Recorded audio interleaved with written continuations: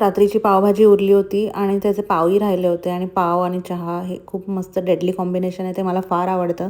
नमस्कार मंडळी, मी प्रियांका आणि माझ्या यूट्यूब चॅनलमध्ये तुमचं स्वागत आहे. तर असं काही ब्रेकफास्ट केलं आणि ऑमलेट आणि चीज पण खाल्लं आणि मस्त होलसम ब्रेकफास्ट केल्यानंतर मी आवरायला घेतलं माझं हे जे बांगड्यांचं सगळं मी एवढा मोठा दुकानसारखं काढून ठेवलेलं आहे ते मस्तपैकी अरेंज केले. जे बँगल बॉक्स मला रिसीव्ह झाले होते मिशोवरनं, तर बघा किती सुंदर दिसत आहेत आणि इतक्या बांगड्या आहेत माझ्याकडे आणि कधी घालायच्या मला माहीत नाही, पण मला बांगड्या आवडतात म्हणून मी हे कलेक्शन केलेलं आहे.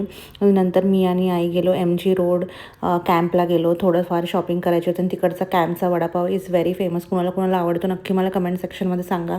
आणि मग आईला चप्पल पण घ्यायची होती चांगली म्हणून स्केचर्समधनं चप्पल घेतली. शॉपिंग करून निघालो घरी.